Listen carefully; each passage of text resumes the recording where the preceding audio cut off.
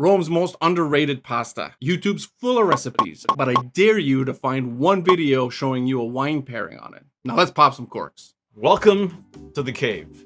And that's Sean. And this is Lloyd.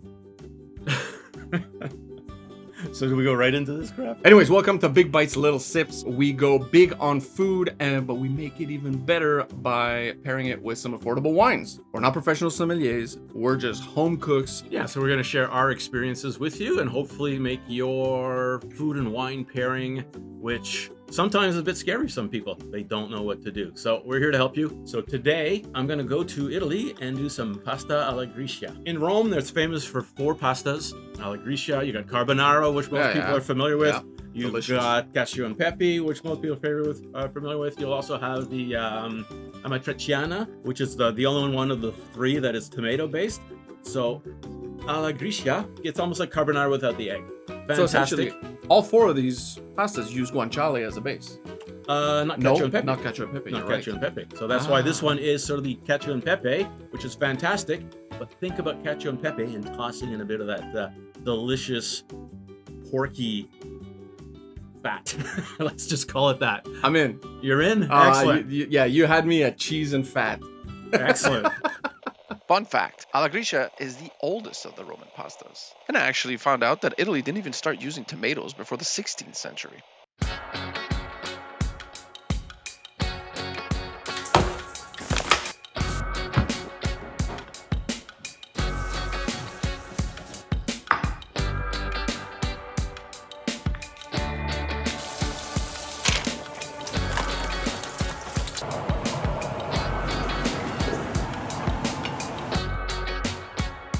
Cheesy, it's fatty, it's rich, in some ways decadent as a pasta, but there's also the pepper in there, so it adds a little zing to it. So what I decided to do is to go for a Barbera d'Alba, okay? And this producer is Giuseppe Cefiorio. I probably butchered that, but the takeaway here, it's a Barbera from the Alba region of Italy. What we find here in this type of wine is it's quite fruit forward. Yeah. Red fruit. You get some cherries. Some people say black cherries. So it's medium acid. I think the cherries. You also see wild strawberries. One of the descriptions. Yeah. I don't know what that is compared to a non-wild strawberry, but those fruit forward is going to go well with the cheesiness, and then the acidity should cut through the. It was similar thought process on my end. I went for a good old Chianti Classico. Chianti is usually a medium-bodied wine. Some Chiantis can be a little bit more, some maybe a little bit less. So I aimed for one that was medium-bodied. I didn't want something to overpower the dish because I think with any creamy pasta dish, it's very easy to overpower it. Like if we went for the same wines we did for the steak, no go. That wouldn't work. No way. Every sip of wine would be a full reset. You'd forget what you're eating. Don't get us wrong. Drink whatever freaking wine you love with any meal that you love. But the point of pairing, if you want to experiment, is you want something that complements and enhances, not overwrites it. There's no set rules, but what you want to do is heighten the experience. Yeah. Chianti Classico, nothing too fancy. Again, we're in the $20 price range. I think this was $22. Actually, I'm debating between a white or a red with this dish because there are some whites that would work very well with this dish. But then I went red. I went, oh. And it's going to be 99 degrees Fahrenheit outside today. So it's a perfect, cool, refreshing red. No, I went red because the natural tendency, especially if you're looking at the carbonara, is to go with a white wine. Remove the egg. It makes it a little bit sharper on the bacon or the pork flavor. Mm-hmm. So that's why I wanted to go with red. And it'd be hard for us to compare if we say, yours is white and mine's red. We couldn't really debate the subtleties because it's so completely different. That's true. Whereas this way, we're both red, and we can, make fun of this classic Chianti. What, you couldn't find one in the wicker basket to go with it?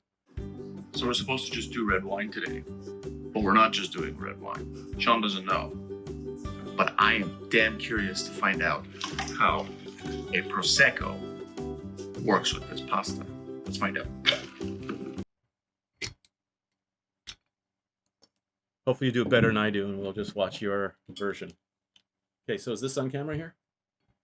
In the first episode, He What? mentioned that he's been doing everything longer than I have. Look at My this rebuttal puppy. was almost to say, yes, but you don't do everything better than I do. Absolutely.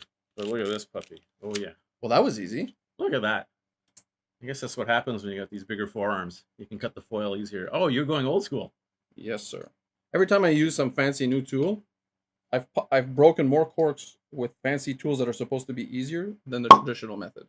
Oh man. Ooh, I don't I want almost to. went for a sip there. I don't want to go broken record, but remember the Languedoc that had the violets in the nose? Oh yeah, you're hitting that again. I wonder if maybe you have a little bit of sensitivity in your nose to that type of smell. Maybe it was a trauma. He was raped by a violet. A violet rape. We Isn't might have that to take from out. isn't that from Evil Dead movies? People getting raped by plants. Okay, am I saying something stupid if I say even like a hint of like fresh strawberries? Well, one of the reviews I said it said wild strawberries. Interesting, because my mind was gonna say strawberries like in a field. You ever pick yes, strawberries? Yes, Ringo. No, but you ever pick strawberries? Ah, it's a Beatles reference for his age. Yeah, thanks. No, but you pick strawberries in a field. Yeah, I mean, I don't know if I'd be able to distinguish a field strawberry from a cultivated strawberry. No, but smell, yeah, but it's sorry, but it's not that you walk into a field and I can smell the strawberries in the field. No, that's not what I mean. Why I'm saying that is when you pick strawberries yourself in the field, your hands, your fingers, there's like there's smells from the strawberries because you're picking them off from the strawberries from the plant.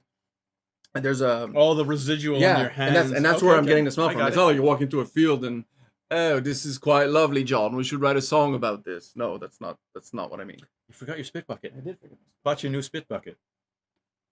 Why is there a hole at the bottom? Is that a prank? This is what I was hoping to get was that fruit, the acid. I think with that sort of rich, luscious pork cheesy goodness. Yeah. It'll work. Yeah. I like it. I think this is I have going to no be problem. fantastic. And so far, it's in the lead. Thanks. That's the only concession he'll make for me today. Is it me or it Little- feels drier? I'm catching a little bit of smoke, maybe from the oak. Maybe they charred their oak or something, so that's where we get rid of smokiness. But I got the red fruit. Yeah, but not as dominant red fruit as the Barbera. Oh no, this has got the red fruit, but it's got that very very subtle oak smokiness. That sort of Yes. kind of. It's definitely medium body. It's not a full bodied Chianti. It's a medium bodied Chianti. It doesn't have. I find it doesn't have that same generous mouthfeel of acidity that the Barbera does.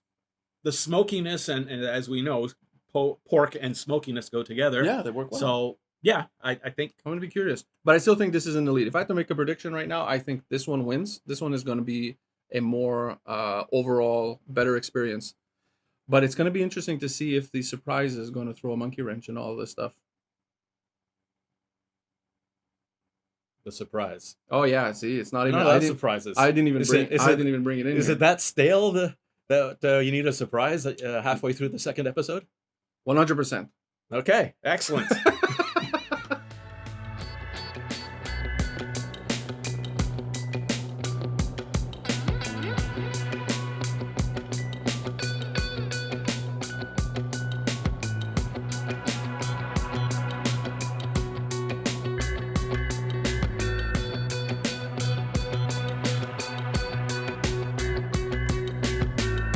Cheers. Do we even need the wine? Or should we just shut it down now? You win.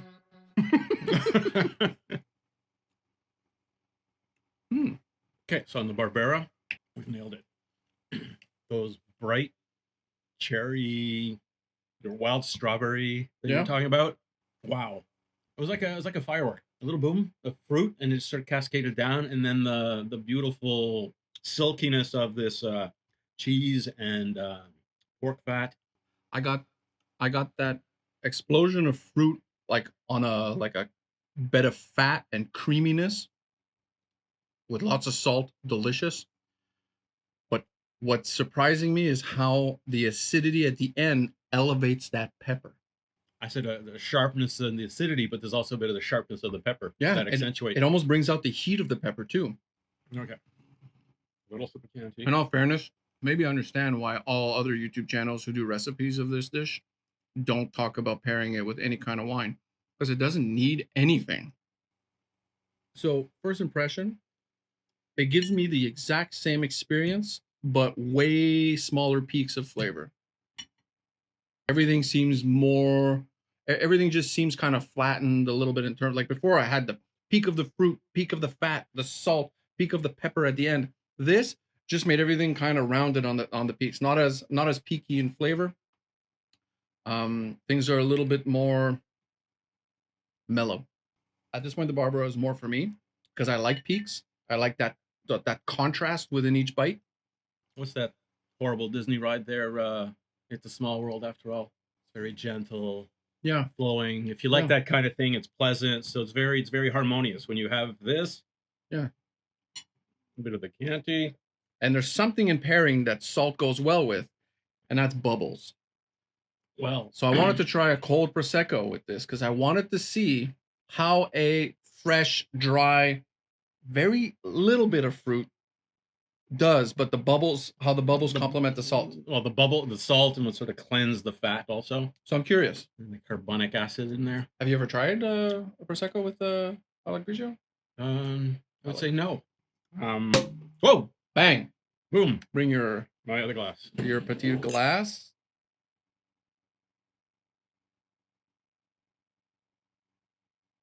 So there's a sweetness to this that the red wines don't have. And it's making for a very cool balance with the salt. I don't know. And- What do you think? The fact also that this is a more chilled sip Mhm. changes the experience in your mouth completely.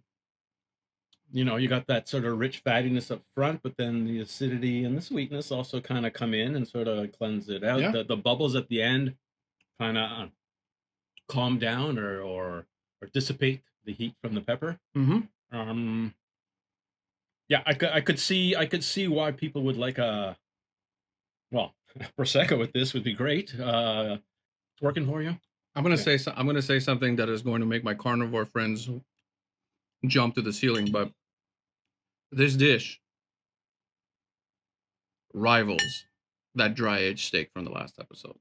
But when you consider we could have done it with regular, 99-cent noodles, that pack there, the classic flat pack of bacon, and we could have used some, crappier cheese or pre-ground Parmesan or Mhm. something. We could have pulled this off for about, I don't know, like $6. That's where it's actually different with wine, because when you spend 4 times the cost on your ingredients, it shows in the flavor. Absolutely. Spending 4 times the cost on the wine. Sorry, I'm gonna have to go for another bite. All right, I'm gonna try that with Good. some. Oh. This is what I'm gonna say. The Prosecco cleansed it. It was like No, my your- favorite experience on a day like today is the Prosecco. That storm of flavors, it's my favorite experience. I'm not saying that's what you're gonna like best, and I'm pretty sure it's not what you like best, but it's my favorite experience right now.